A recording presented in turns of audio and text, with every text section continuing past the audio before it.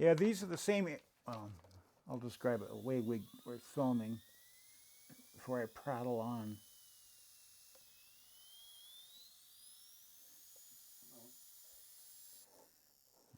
Great.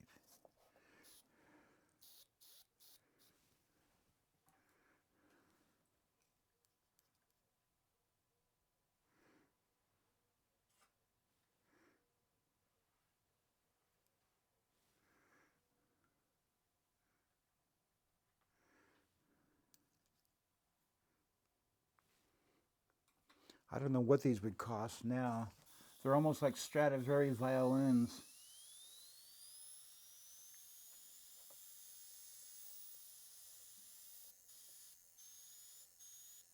In fact, they stopped making them, which scared me to death, so I bought a bunch of other ones for spare parts. So now I got three of them. I'm set for life.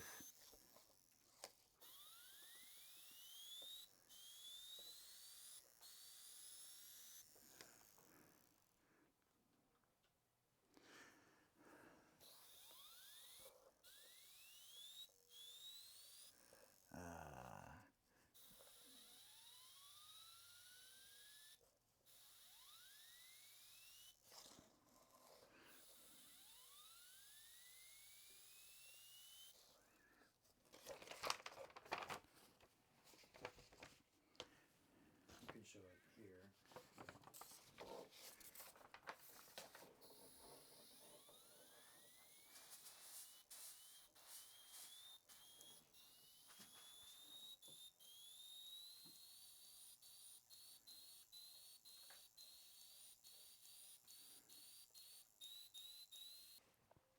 This is the Pache AB. It is the finest detail airbrush that one can get. And it is the same airbrush that the USGS, U.S. Geological Survey artists use to make maps with. And these were tools that they decided were the best to use, and they trained me on how to use one. And I've had an AB ever since. In fact, this handle, this plastic handle, is from that first one that I got in 1971. And the design for these was frozen in its configuration about 1905, thereabouts. That was back when they had wooden handles. But they're very much the same since then. And I use compressed gas to power it. And the airbrush artists for the Geological Survey would use India ink, diluted India ink, and spray with these. And the maps that they made with these tools were so detailed that they were generally reproduced on a 1-to-1 scale. So what I do is I do a lot of making sure that it's running properly and see how tiny a circle I can make. You can get a circle a little over a millimeter in diameter with one of these, but you've got to keep the needle clean all the time, always brushing it. You also want to sharpen the needle more than what it actually it comes as. So you use something like a eraser or even a Dremel tool with a little whirring bit on there to just very carefully sculpt the needles and make them a little sharper. So I'm using this to make tonal adjustments here and there, and you can get pretty close to critical detail with one of these without having to use a frisket mask. See, I'm probably the last space artist using one of these tools. What did you say? A frisket? A frisket. That's like if you need to mask off an area so you don't get a lot of overspray. Then you'll cut a little frisket out of some dedicated material. It could be like tracing paper, like this sort of thing. You take this and then take a X-Acto tool or some such thing and carefully trim it out, and then there are liquid friskets available, but I don't like them. I'm afraid they'll stain the work. But the airbrush here is it's such a fine detail you almost don't need to use that. Um,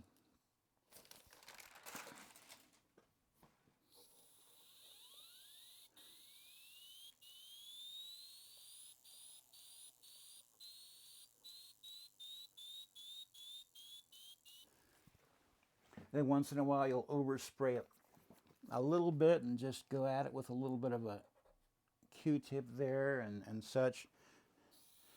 So the AB, just a wonderful tool. There are other airbrushes, of course, and there's a lot of wonderful work being done with all of them. But really, this is a tool of the past. There aren't that many people that I know of still using physical tools like this. They're, of course, using the computer, which is, it has its advantages. You don't have to worry about making a critical mistake that you might or might not be able to retouch your way out of and such. But there's something relaxing about doing a physical painting. There's just something to it that you just sort of let yourself be enveloped by the process, and it puts you in an interesting, almost meditative state of mind that you don't really get when you're working on a monitor in front of you with a stylus and tablet. Now this particular work, what I'm doing here is a panorama looking across the interior of a crater on the moon, an actual crater. And this crater was named the Cone Crater, and it was one of the places that the astronauts on the Apollo 14 mission were supposed to walk up to the edge of and obtain a view. But unfortunately, they got lost. And so they turned back about, maybe 60 feet away from the rim. In fact, well, it's kind of a messed up print, but this shows as close as they got. And this is the rim of the crater. And it was just, if they'd gone a little further, they would have started seeing all of this stuff opening up in front of them. Now you see these two rocks here, this one and this one. That's what these two are. I've gone to some effort to put in all the rocks exactly where they belong. And I decided, after some decades of feeling bad that they never got that panorama, I decided to paint it myself, to reconstruct the view they would have had if they'd gone just a little further. So fortunately, we've gotten plentiful resources for reference in those intervening decades. The most important being the Lunar Reconnaissance Orbiter spacecraft. So it obtained this view of Cone Crater that was under very similar lighting conditions to what they would have encountered during the Apollo 14 mission. So I took this image and I touched it up a little, in brightening the shadows and darkening the highlights, trying to get an optimum image. And then I made a three-dimensional model of the crater on the computer using a grayscale map so that the darker areas were depressed, the lighter areas elevated. And I used that to make a model of which I used this texture and put it on top of the model and made a perspective view of Cone Crater. So here we get the view that I decided that I wanted with the proper perspective and foreshortening and such. And so once this was done, I used this to be the master drawing that I transferred using a grid by hand onto this stretched canvas. So I'm using high-tech and traditional methods where they both seem to work the best to get this particular job done. And while they were walking up the edge of Cone, while they were lost, they obtained some panoramas. So this is my reference material for the ground texture. How many rocks there should be, what kind of textures between the rocks there are. So with that as reference, I'm going over and at the moment putting in the detail in the foreground. So some of that was done through putting in tonal values and such with the AB, and some of that's being done with my hand brush work. So let me put in a little bit more tonal value here. I always see something that needs work, and that'll be the case when it's finished someday too. The old saying is that a work of art's never finished, only discarded, only stopped. So now I'm going to start working on some of the fine textures here. And this is the more meticulous type of work. The lunar surface has a interesting texture on it. It almost looks like a rained on sand, partially because of micrometeorites constantly pummeling the surface, and a little bit over time it gradually tills the surface, stirs it, and creates a what they call a regolith, an upper layer of some inches to some meters of, to change around my measurement standards. And so there's a characteristic surface that's pretty much the same no matter where you are on the moon. So I'm going to make sure that that is putting in. I used a sponge to put in some of the random texture earlier on. Now I'm going over this and I'm going to just add little details here and there in between the random stuff, put in some deliberate stuff. So it's interesting doing textures like this. It's a you're trying to emulate a real surface, but you're also have to pay attention to values of light and shade, the direction of lighting and such.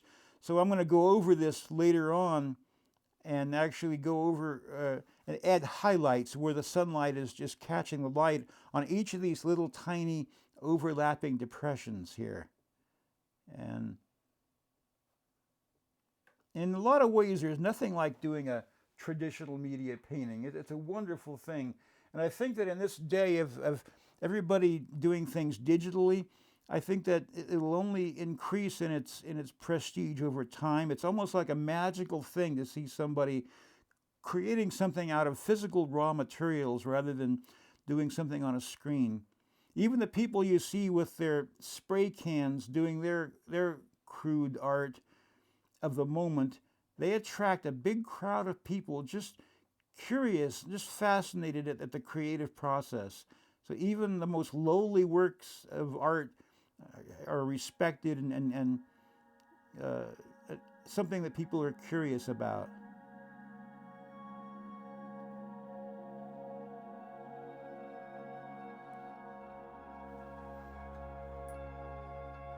When you're working on a painting, I mean, you get really into it. You're always tilting it around and looking for the best physical way to get at what you're doing. It's a very physical process, and it's you're always aware of the physical medium that you're working with. Now, this is being done with acrylic paints, which are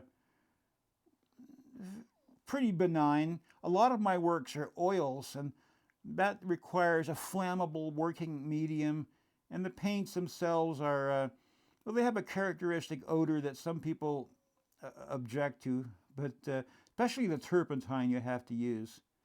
But oils have stood the test of time. They're a very nice medium, and I still have some paintings that I intend to do. The nice thing about oil paints is they have a very long shelf life as well. They'll last practically forever, at least some of the colors. So the astronauts, I'm waiting till the end to fill them in until I get the surrounding scene done. And I have reference materials like this that I'll be using to make sure that the details are proper. And there is a little item that I got to fill in also. They made a little push cart, the modular equipment transport. It was this kind of a pull cart that they would attach various things like shovels and other material that they didn't want to just have to carry around. So I made a perspective drawing of this thing based on various photographs, and so I just decided on the view I want, so that's the angle I want. So the next step is I'm making a miniature version of that same drawing with the shadows and such put in. And that's going to go right about here, because they are carrying this thing along, pulling it along during their entire EVA. And so I thought, do I have to put it in? Yeah, I guess I got to. They were going to pull it along with them the whole trip. It's an annoyingly complex thing to do, but it was there, so it's going to be in this piece of work. I still have a few Space Colony paintings left to do. And the very first Space Colony painting I ever did was this exact same point of view, looking down the long axis of the giant Model 3 cylinder. But I painted that first one in a rather strange, uncharacteristic reddish lighting, because the colony, being at about the same distance from the Earth as the Moon, would be subjected to being in the Earth's shadow once in a while, which would cause a lunar eclipse effect. The lunar eclipse is when the Moon goes into the Earth's shadow and all the lighting is gone except for the reddest light that makes it to the atmosphere. So I wanted to do a couple of other versions of this. So I did yet another version showing daylight interior, pure sunlight, and to round off the three into a trilogy, I decided to do this view looking down the length at night. So the mirrors and such were tilted away to give the interior a night light. So I've got the city lights and a few spotlights here and there. And this was done almost entirely with the AB. All the details, there was some brushwork involved, but almost all of it, the clouds and such. ABs are great for doing clouds. And this is an acrylic on a stretched canvas. So I can take this and the other two images that I did and cross-dissolve them into each other, and the clouds and such will match. I'd like to do an animation showing the interior of large colonies, and someday, if such an opportunity arises, I'll leap on it. So this is a work in progress. I've been working on it for longer than I care to admit. This is going to be an oil on canvas. And what I decided to do was to recreate the Space Colony painting, which was probably my most influential work ever done. So this is an earlier version before I painted in the clouds that I got a good slide of. And with the scenery and such curving into the cylindrical perspective in the distance, and we see out the window large mirrors that reflect some of the exterior of the colony into that. So what I decided to do was to recreate the work, first of all, because the original painting is lost. Nobody knows what happened to it. It could be in somebody's home, in somebody's office. It could be destroyed. I'll never know, probably. But this painting is the same view, but double the field of view, like I switched camera lenses and such. So I've got tape on there to help me guide where I paint the window frame ribs and such. And I'll be doing that one of these days. It'll be fading into the distance, and you can see the city lights and such. And so I've got a lot of work to do. It's kind of discouraging at this point to look at it, but I'll get it done sooner or later.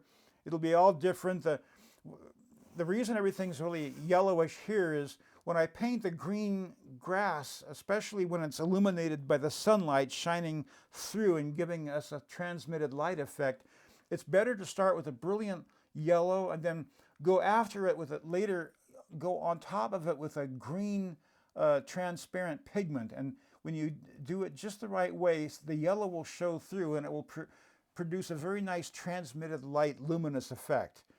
And that, by the way, is something that you get, there is no equivalent to in the digital realm, using glazing techniques to give a really nice luminance lighting effect. And there'll be so much texture. In fact, I'm going to go back to some of the same original notes that I worked on the original from and put in the water texture and such. And most of the figures will be the same. I don't have the reference for all of them and such. There's going to be a tree in the foreground with backlit leaves. And one of my major soul searchings is how big to make the tree, and how much of my previous work to be willing to cover up. But the nice thing about making the view larger is there's more detail visible. You can see the exterior of the colony here more than you could in the original. And one of these days it'll get done, and I won't let that one go.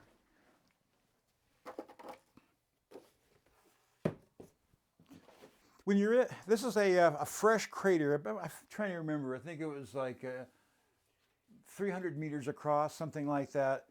Not that big, but very fresh. So it's lots of angular rocks and such. When you get a crater forming, you get a lot of blasted material, and some of it gets fused into new rocks, and some of it is layers of rock that are broken apart and spread. But the point is that nearest the crater rim, you have rocks that are from deepest down in the surface that have been excavated. So their goal scientifically was to gather samples of some of these rocks. And they succeeded. They got the samples we needed. They just didn't get the view looking into the interior. So that was something that I was all too happy to remedy. And you can see just the sheer quantity of rocks one had to paint. And when you're doing that, it's a very difficult thing, because you're trying to generate randomness through a conscious effort. And that requires almost a kind of a zen to go into, whether you're dealing with the random rain-patterned texture in appearance between the rocks or the rocks themselves. It's always kind of scary. You don't want them to look too patterned. We humans impose patterns on things unconsciously. And so a very interesting thing is when an artist tries to portray randomness, you almost get a look at at how they process that kind of thinking in their mind, frozen in their work.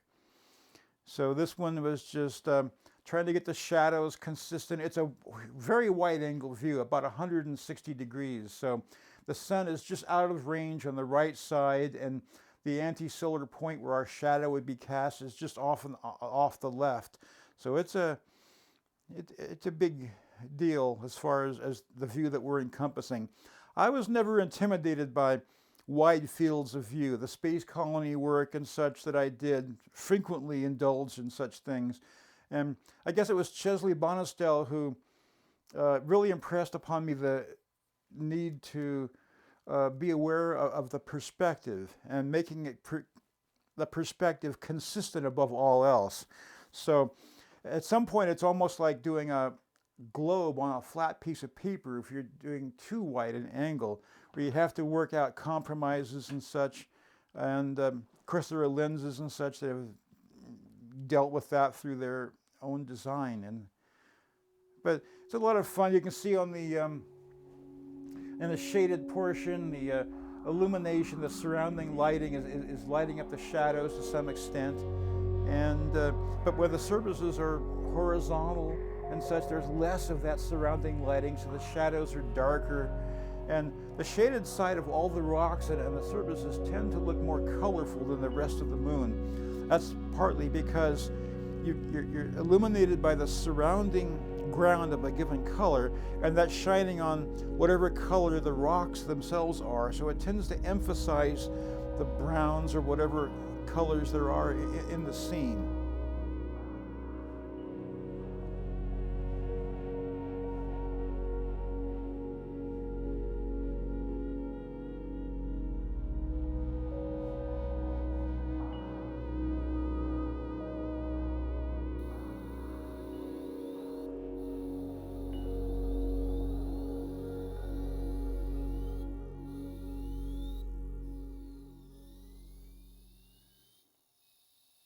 When they're nicely tuned, they just sing in your hands. They're wonderful tools.